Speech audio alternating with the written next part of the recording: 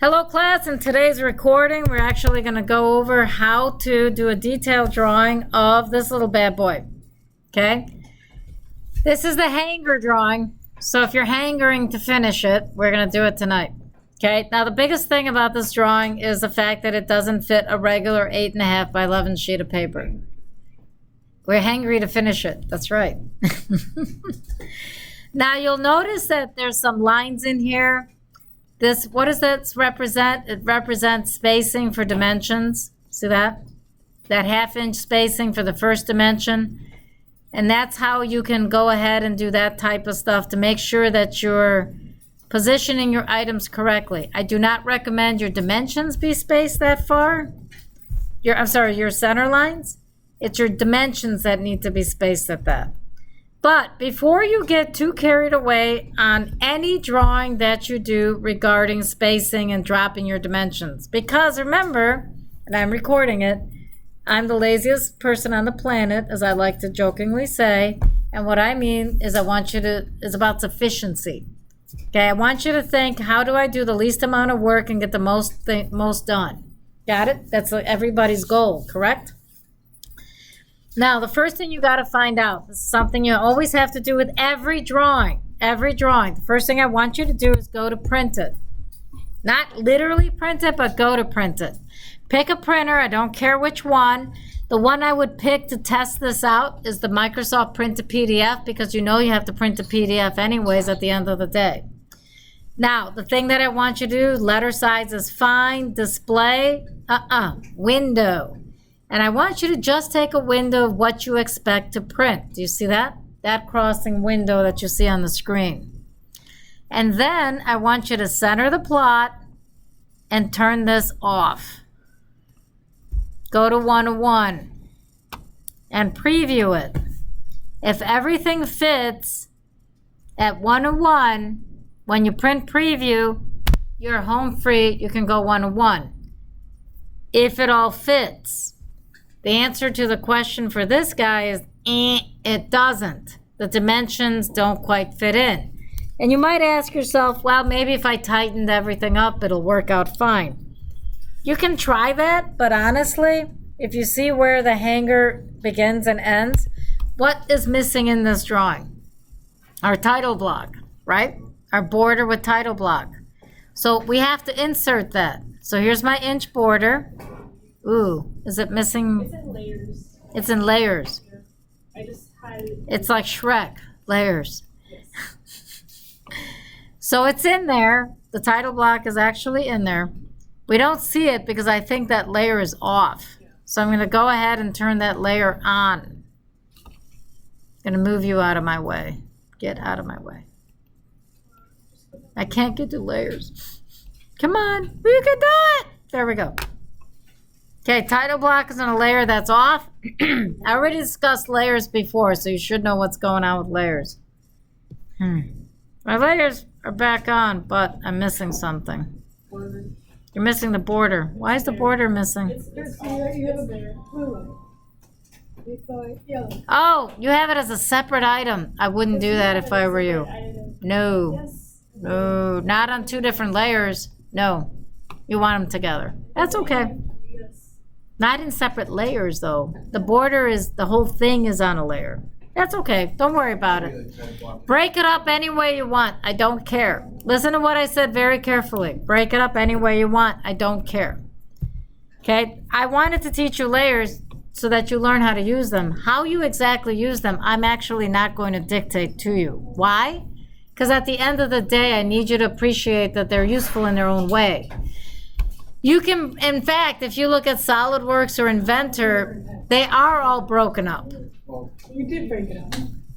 The words are separated? Yes. Yeah. The words Interesting. are one layer and the border is another layer. Maybe because I was talking too much about the different layers, so that's what I did. And that's okay. Just check mine. I'm like, no. That's okay. I can merge them. Doesn't matter to me. It doesn't, by the way, guys, it doesn't matter. You're hearing it in the video. Understanding, for example, center lines as a layer, dimensions as a layer, it's okay. What did I tell you about architectural drawings? They'll have 500 layers. Got it? I told you, you'll have a layer for every type of nail or hammer, or not nail or hammer, any type of nail, any type of support structure, chairs were on a layer. Remember that? There's a layer. We had that conversation, and I think that's why I did that, because I was talking about how you can layers for everything. So don't worry about a thing. Now you really see there's a problem, because as you look at your border and you look at your object, what do you notice? They don't fit, okay? Now there's two ways to deal with this.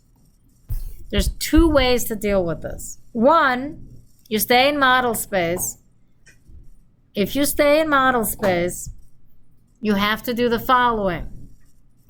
You make your border fit your object, never the other way around. Do not draw your model to a smaller scale. You scale your border up to whatever it needs to be. This was a conversation I had with some of you a little earlier this evening. So here it goes. When you scale the border, what you have to remember in your mind of minds is what's the number you used. So when you hit scale, or you type it in, I don't care which, click scale, hit it, right mouse button, pick somewhere in the drawing. Do not eyeball it.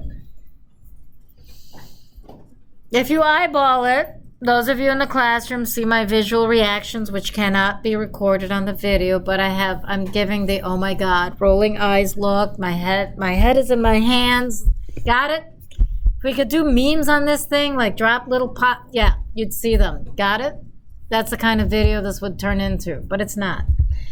So you just have to take my word for it that I'm holding my head in my hands, saying, no! Okay? Do not eyeball it. Let go of your frickin' mouse, and you have to type the scale. Now you want to move it away far enough so you could see the scale, that little box that says specify scale factor. And you have to know what number you're going to put in there. So if you're going to do double scale or 3/4 scale, we'll use 3/4 scale for fun. 3/4 scale is what it's going to print at, which means the reciprocal, as my students last semester taught me, it's not flip. You don't flip the fraction. It's the reciprocal, okay? Which means the denominator is in the numerator is in the denominator.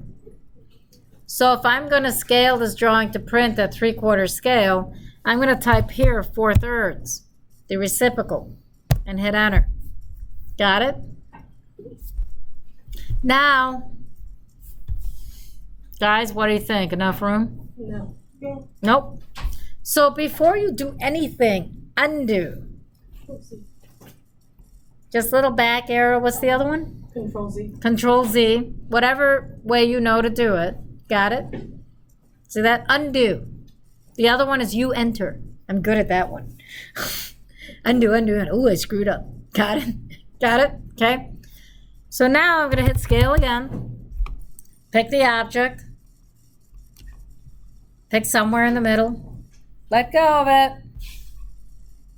Now again, 3/4 didn't work, which is the reciprocal is 4/3. So maybe half, which means the reciprocal is 2. I don't have to say 2/1, just 2. It's a little too much room. It's too big. It's too small. It sounds like what is that one? The Goldilocks. I sound like Goldilocks now.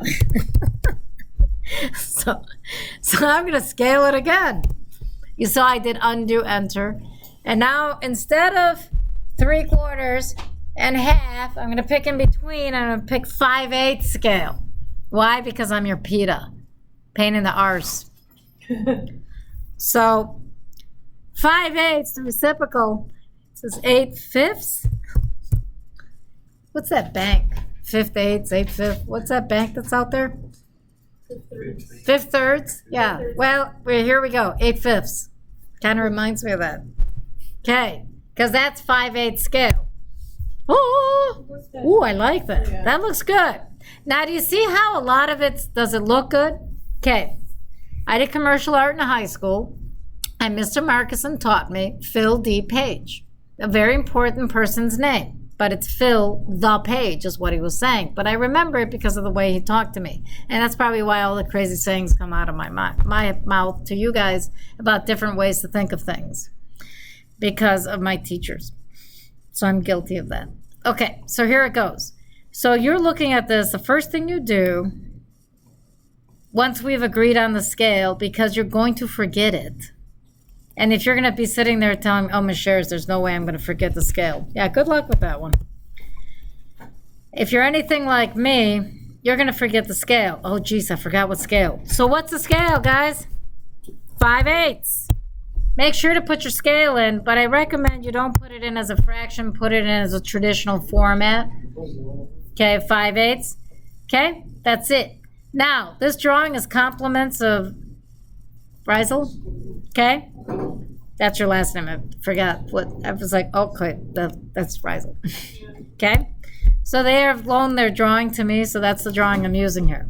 So now, this is how you're going to do it. This is where you put your scale. This is everything that you have to do. Now comes the fun part. Did I show you guys the Excel spreadsheet? Did I discuss how to figure out scale? Oh, yeah, you sent. Okay, I'm going to open up a video. Not a video. What's it called? I'm going to open up Excel in the video. I thought I did this. Yeah, it's in Blackboard. It's in Blackboard, so I'm going to do a quick search. Because I think I left it. On the subject of organization, it's very good to stay organized.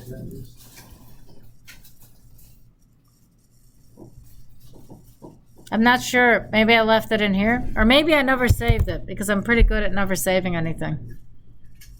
Because I build things from scratch. But that's okay. What do you guys have? You have access to Blackboard. Those of you who are not on Blackboard, I understand if you're watching this video and I managed to post it on the World Wide Web. It happens. My spring 2024 lectures include a scale. I did a video on this. So I'm just going to open up the present I gave my students of the Excel spreadsheet I gave you guys on scale. Now, you may or may not have been here that evening. I can't, for the life of me, remember when I did this. I forgot which week I had this lecture. But you're going to notice that there's your scale, plots, scale, multiplier. Back in the day when I was doing this for a living, I had this, okay? And I would know this information up front because here's what I would do. Oh, hey, I got a new one. What's it, 5/8? 5/8 scale. And no, not May 5th. Gosh darn it. Gee willikers. Yeah, it'll happen to all of us. So you have to put the little apostrophe in front of it. That's how it keeps it, just a little heads up. Now the multiplier becomes what? 8/5. Back to that number, 8/5.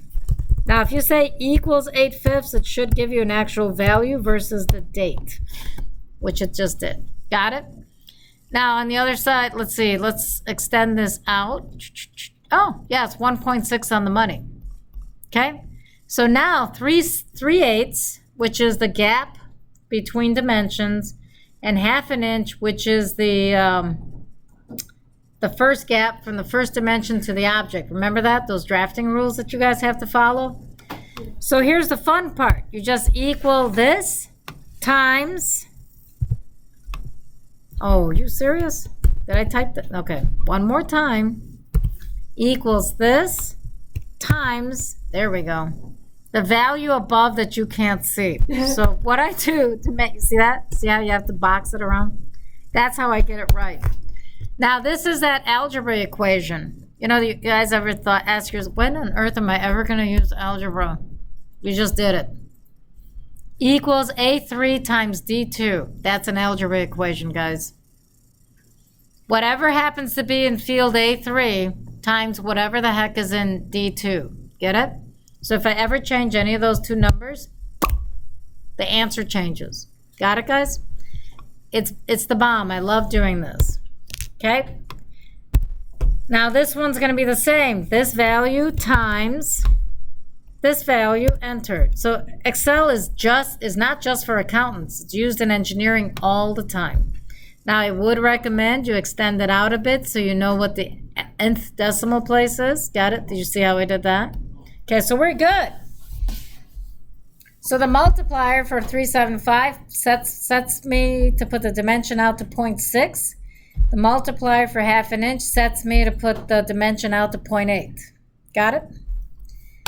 This is literally what you have to do so that they print out correctly when it prints out 5/8 scale. Because your printed dimension needs to be printed 1/2 inch out so that when you print it out on a piece of paper and your boss or whoever looks at it, it prints out exactly where you want it to be. So 5/8 equals, for 1/2 inch dimensions, 0.80. For 3/8 inch dimensions, 0.60. I'm writing them on the side so I can exit this. Okay, and now I can be back in here. So all those gorgeous green, spacing lines are garbage now. Sorry, guys. Okay. Why? Because their spacing was based on what scale? 1:1. So it's no good. The scale's no good anymore. So now we got to think about how to do this correctly. First thing, you're going to say, hey, Ms. Sharis, why am I only worried about 2 numbers? What about the text type? What about the gaps, my dimensions, gaps, etc., etc., etc.? And I'm going to tell you, it's all in here. So whatever we're going to use, I'm going to pick this guy for fun. Got it? Yeah, because it just tried and you made, I made a try to underscore. Yeah, no problem. I'm going to modify this guy. And I'm going to set, you see how the lines are spaced? 375, 0.0625, 0.0625 extension, offset is 1/8 of an inch.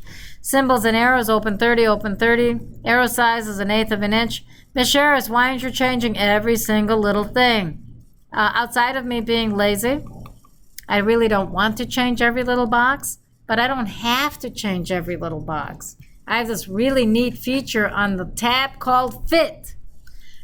First tab was line, second tab was symbols and arrows, third tab is text, fourth tab, baby. This is where you save a ton of time. See this little box right here, scale? Change that to 8/5. Done. Hit enter, it does the math. Ooh, yeah. The offset from the line is wrong. I'll check, yeah, sorry. Offset from dimension line, offset from origin. Extend beyond dimension. Oh yeah, you're right, it's backwards. Extend beyond dimension, extend beyond. No, that's correct. This is fine. Offset from origin is fine. Which one? Text? Yeah, offset from div line. I put it as 0.09. You said it was 0.1. Yeah, it's okay. That one I'm not too worried. I was trying to get your arrows to kick out. We'll see what's going on there. Okay, under fit, okay, overall scale right here. That's the number. Overall scale, I'm going to take a pause and let that thing, there you go. Sets a scale for all dimension style settings. Got it? So you don't have to sit there and try to figure out what's 1/8 of an inch in 5/8 scale. What's a blah, blah, blah, blah, da, da, da, da. You don't have to remember any of that stuff. It takes care of it for you. One number, one box, done. Cool?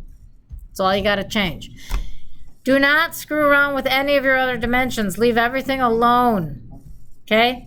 Precision here is how many decimal places you're showing. Bad. This box that I'm on right now, very, very bad. Bad box. You see where my mouse is over? Don't ever use it. Got it? If you change your scale here, you are quote unquote lying on your drawing. Now, here's the problem. When you take hand drawing principles directly into CAD, I understand why you changed that value. Because you're building your part, the physical part, to scale and leaving your border at 1:1 scale. But I already showed you, you make the border fit the part, not the other way around. You don't make the part fit the border. You make the border fit the part. Now, you can't see my visuals. I look like I'm flailing my hands back and forth to the people in front of me, so you don't see you don't see this in the video. But picture yourself stretching out your border to fit around your part. It's like your present. You got to find the right size paper to fit the present. You don't change the size of your present, right, when you're wrapping it? So you're wrapping this thing in a border that you make the border fit the paper, the model that you're building. You don't do it the other way. Got it, guys? You always build your model 1-to-1 scale. So you should never have to use the scale factor business. But if you do, don't worry, we'll have to fix it. It's okay, because you don't want to, okay? Alternate units is the metric business. Tolerances when you apply tolerances. Any quick questions? Yeah, so the multiplier. The multiplier, yeah, that's your golden goose there. That's what you want. So we do that, we don't have to scale anything? Bingo. It's beast. It's absolutely gorgeous. You don't touch any of the other dimensions. You leave everything alone. It does the math for you. It's absolutely the bomb. Got it, guys? That's what you want. When you hit OK and you hit close, boop. Well, okay, fine. Be that way. Your dimensions should update. If they don't, let me go to layer dimensions. You see the little update feature right there? Click on it. Instead of typing on anything, I'm a little lazy. I just type the word all, A-L-L, so it picks everything. Then I hit enter. It does it for me. Got it? Got it. You just scaled it. I updated all the dimensions to the current dimension style. If that's the wrong one, which I think I accidentally picked the wrong one, I got to pick the correct one. Now I do update. Type in the word all. Whoops. Let me do that again. Update. Type in the word all. Hit enter. Hit enter again. Now it's correct. I made that mistake. Sorry. Whatever is the current dimension style in here that you visibly see, do you see this? When you update, look, see it says update dimensions objects with the current dimension style. That's what it does. It's a beast. It's a beautiful feature. Okay? That way you don't have to hunt and peck. Which dimension did I change? Which dimension did I forget? We've all been there. This is how you fix it. Got it, guys? Now, here's the only thing you have to remember. From the spreadsheet, we learned that 1/2 inch equals 0.8. 3/8 of an inch is 0.6. Got it? So I'm going to use the offset. Go home. Offset. Don't get upset. Just use offset. I'm going to type in the distance. My first one, 0.8. Hit enter. I know it only gets worse. Click on my object. Go out. Boom! Then my first dimension goes that far out. Now you're going to ask me the question, what does that mean, Miss Shares? I can't show this in the video because obviously the video is a screen video. It's not a live video of a person with a camera next to me, like I have historically done, you know, where we have somebody being the camera person recording everything. But if I go to print this thing, okay, and I go ahead and I'll pick Microsoft Print to PDF. I'm not going to physically print it. And I pick window, endpoint to endpoint. Okay, center my plot. Forget about fit to paper. Now this one becomes the fun part. See this? Ignore the words. Words. Ignore these. Got it? Just focus. This is your numerator. This is your denominator. Got it, guys? Because the words are confusing. And I know they are. Words. Okay? So if I hit apply to layout and I do a preview, I continue. It is gorgeous. See? Is that not cool? So then with great ease and press them out, you're gonna measure. I'm gonna take a ruler to these, literally. But it's not gonna be the 1/2 inch. It's It'll print out. That's the beauty of it, guys. Woohoo! Watch this. Hey, all, watch this. I can't prove it on the screen. I honestly can't prove it on the screen. I'll be honest. I can't prove it here. But here's where I can prove it. Because this is one method of doing this. Did you hear me? That's one method. This is one method of doing this. The other method, which is actually in my other video, is instead of doing it here, use layout. Who remembers that conversation? Layout's the other tab. Okay, model space is where you work on your model. Layout is where you lay it out to print it. Architects use this all the time. Now, when you do it here, this is where I can prove to you that it's the right distance. Watch, watch. It won't be perfect, I don't think, the way I'm going to do. Oh, it will be. Yay! If I measure from here to here, oh, you're pain in the butt. What should it be? It should show up as half an inch, but I have a feeling it knows it's meant. Okay, when I'm in layout applying a dimension, a regular dimension, it respects and appreciates the fact that the view is to scale. And it actually does go ahead and account for that. That's my, my problem.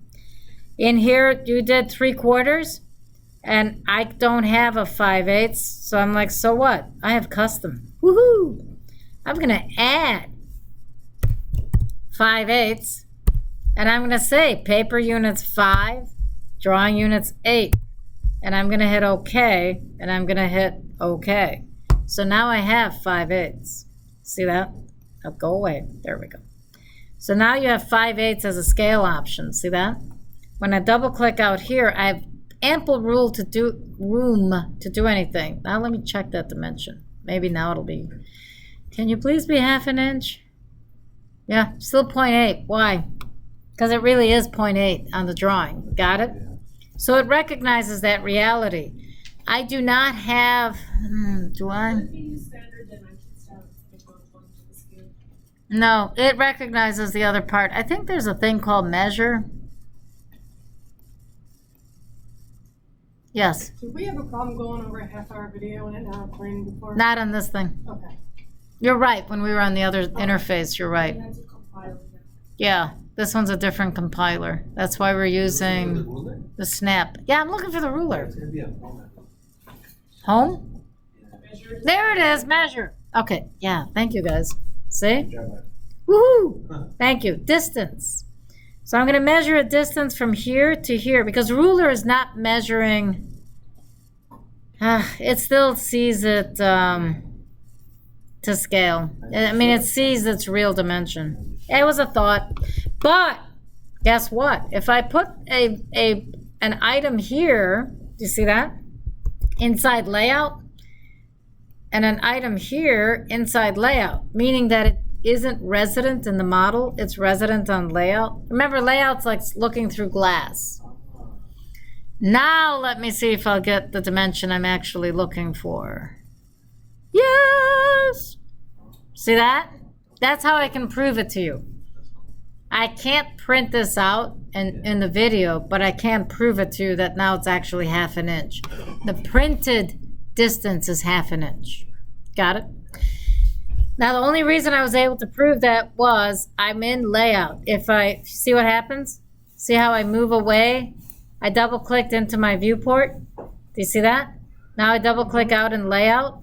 Layout is independent of model space. See that? Now I'm inside, like I open the window and I'm reaching inside and pulling out stuff and moving things around. Get it? It's like opening the door. Okay? That's why you see the little UCS icon and everything. And when I double click out here, I've closed the window. Now I can only see through the glass. Got it? That's the only way I can prove to you that it's going to be half-inch printed. Cool, guys? Okay. That's the best I can do. Hopefully this makes sense. Whichever way you choose to dimension, whether you dimension in layout or whether you dimension in model space, the things that you have to appreciate. If you dimension in layout, you're going to risk, if you move your model a little bit, it resets your dimensions, like sometimes it goes with it, sometimes it doesn't. It's very annoying that way. I just did the 5/8 thing, but mine's a lot smaller. We'll figure it out. I'll have to look at yours. So this, like when I drop a dimension from here, let's say, to here, just to drop a dimension, see that? That says 4.5. Now that, I think it's 5 is to the other spot. Yeah, that to here it's 5. See that? See how large this dimension looks? That's because the scale, the annotation scale I use, this guy, what did I do to it when I made it? 6 times the fit. I changed the scale to it. Remember the scale? I went to primary units. I'm sorry, to fit, and I changed this overall scale too. Get it? Yeah. So my advice, if you're going to use layout, you don't change that. You never change that because you just keep it. So inches Triton might be the one that is not modified. Oh, this one's a different scale. So if I change this one to 1, lines, symbols, arrows, nothing else changes, okay? So now I take this dimension and change it to be dimension inches Triton. And now you notice how this is the same size as this one. Even though this one's in layout. And I'm gonna prove the point by getting really close and lining them up. Now it looks a little 3D because I'm not able to. I'm gonna get carpal tunnel if I try to do it exactly right. Got it, guys? You see that? They are physically the same size. The one in layout is 1-to-1 scale because it's set up to be written in layout. The model space one is set to scale up with and down with the model. Got it, guys? I had a couple questions about. Well, it's dimensioning being standard. recorded. The dimensioning standards, when we're looking at them, what's the question? Like how this center line extends out, how long? Oh, how far should a center line extend out? Good question. Let's put it in the video. I'm glad you pointed that out. To be honest, about 1/8 inch off the part is all you really need. You don't need it to extend too far out. Don't make it go too far because it actually invades everything else. So just a little bit past the part is good enough. Yeah, a little bit past the part. Yep. So if I'm doing this for the purpose of detailing, this is like, I just shorten them up. It's no big deal. They don't have to be too long. Okay, guys? Good question. If you have to have a precise value, I'd say about 1/8 inch if you really, really needed a precise value. And pertaining to the angles and radiuses. Angles and radiuses I don't worry about. If you are doing drawings by hand, that's a different conversation. But when you're here doing it on CAD, it's a different conversation. So, You do need to space it out, but that's part of this conversation here. See, like this guy's out here now because that's going to be the new distance out. See that? okay. Which means if I have a diameter or a radius, let's say, I'm going to throw in a radius. This guy, I'd want this to be, even if I click it out here, watch what it does. And I click this guy and I take this grip and drag it to here. I don't have intersect on is my problem. It will do it off of, see when your grips, your snaps, make sure your snaps are set to something reasonable. I only have endpoint. I don't have, by the way, that's intersection, not the other one. That's insertion. So you need to pick intersection. Just, you know, I lost my marbles a little earlier. Center is right here. Got it? You can leave object snap tracking on. It's okay. 6 of one, half a dozen of another. When you drag this over now, it should connect. Sorta. Come on, you. So you're going to have a little bit, they're the toughest to position, okay? You see how, huh? Say again? Oh, you had it. Oh, I had it for a second there, but then I let go of it. So if there's like. There you go, intersection. There you go. It connects to this, to the bend of the So would extension line. The rule still apply after 1/2 inch? 1/2 inch, the next one would be 3/8. 3/8? Beyond this What if guy. there's multiple radiuses? Me? I line them all up on the same line. Yeah, because you can. The only ones you can't do that with are dimensions. But you can with radiuses. And I do. I routinely will do the following. See that? I'll line them all up. So that's tolerate. Say again? That's tolerate. Yes, 100%. Now, if your other teacher tells you otherwise, you follow whatever rules they're telling you. Because they're grading you much harsher than I am. I'm grading you on the capability that you can make AutoCAD work. And that's actually what I'm grading you on. And I'm using this method that I'm showing you about the spacing of the dimensions and all in order to know that you know how to drive the product. That's the only reason I'm doing this. If all I wanted to do was teach you just straight up AutoCAD and I didn't care about accuracy, we wouldn't be having this conversation. I'm having this conversation because I want you to nail it just right. Perfect dimensions. When you draw perfectly, because remember the reality of where this product is used. It's not just for making perfect dimension positions. What else is it used for?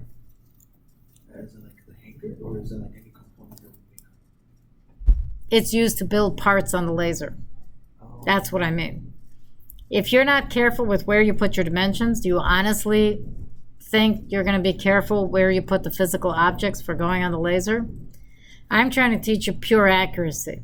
This is my method of doing it for this class. So if you can do this accurately, you can build something to the nth decimal place, and I can send it to the CNC plasma, I can send it to a laser, I can send it to any turret on the shop floor, and I know I'm going to get a perfect part.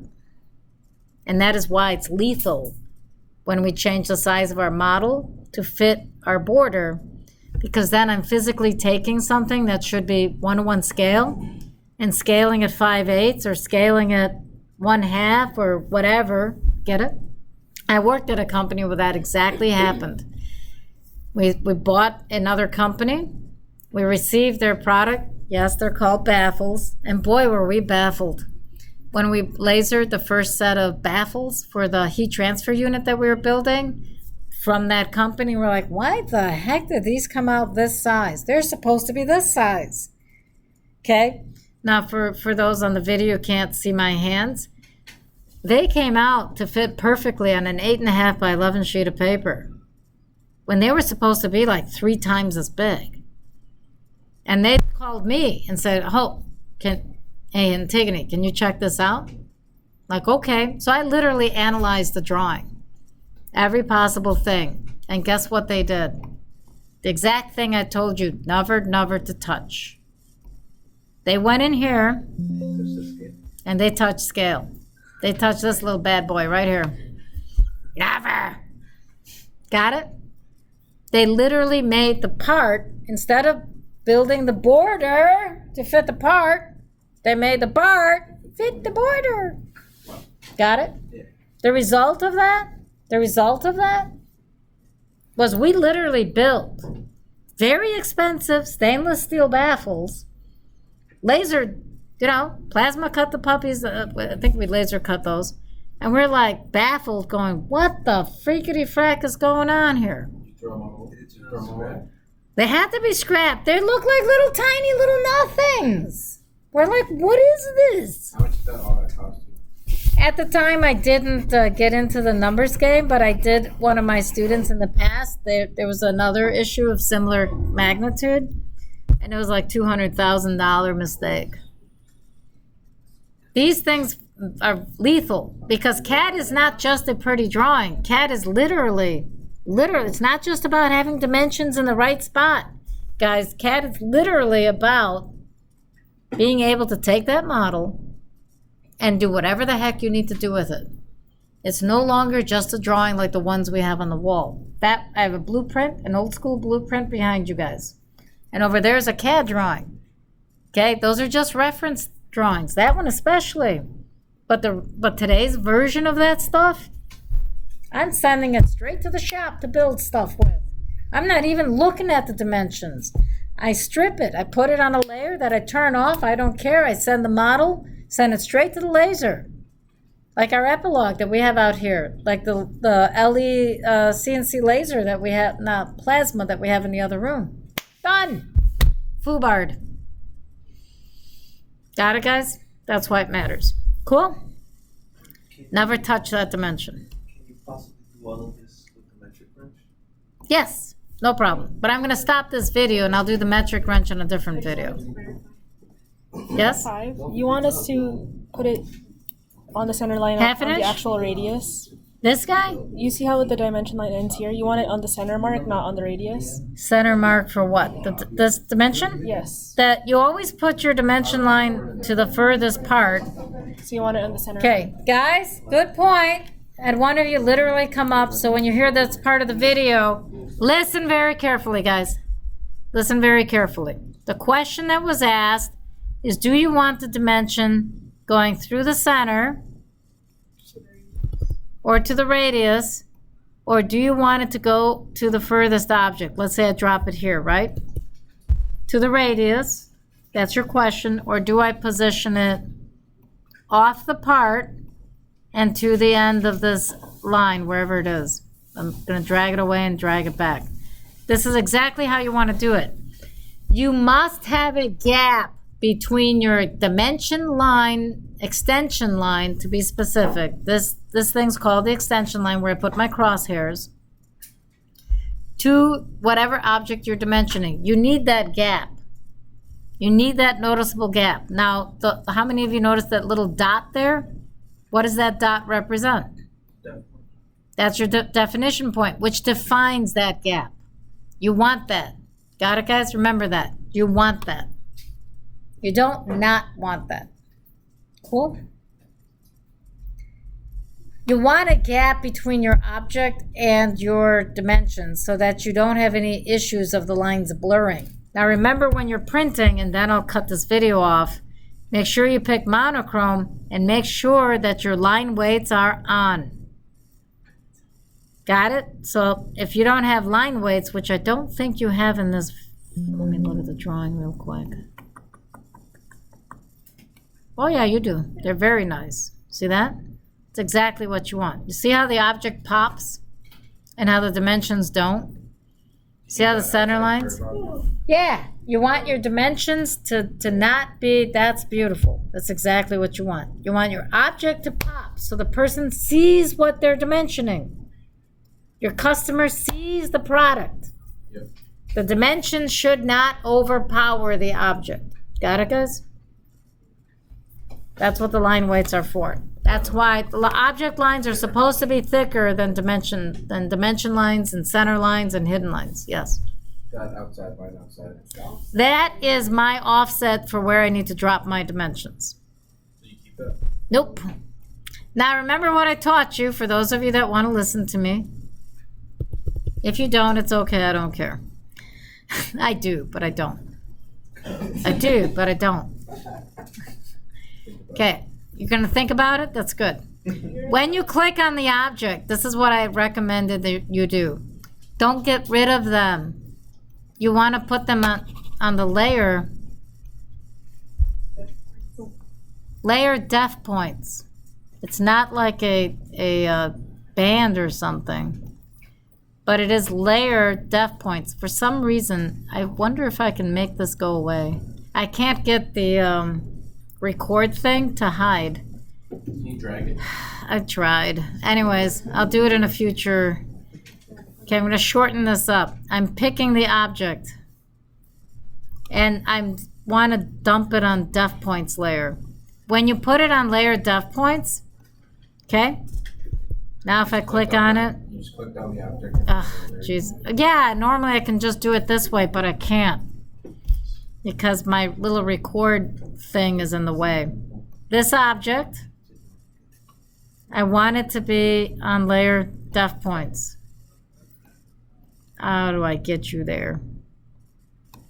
Normally, all you got to do is move the object there, but because in my recording here, this is in my way. You could copy it to that layer. Okay, properties. Let me get to layer. I'm going to shove you to layer depth points. Done. Okay? That's the other way to do it. So now when I go to print, to answer your question, I'm gonna pick previous plot because I think, nope, we're not picking previous plot. I gotta pick window.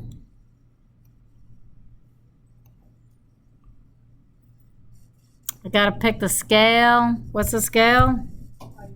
5/8, remember that? Monochrome.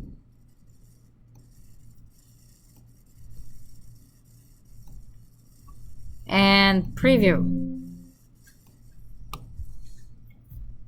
And you see how you no longer see that reference for where to put the dimensions anymore because they're on layer depth points. They're physically visible on the drawing, but they don't print. Got it, guys? Because depth points doesn't print. Cool? And that will end this video. Can that end the video? Thank you.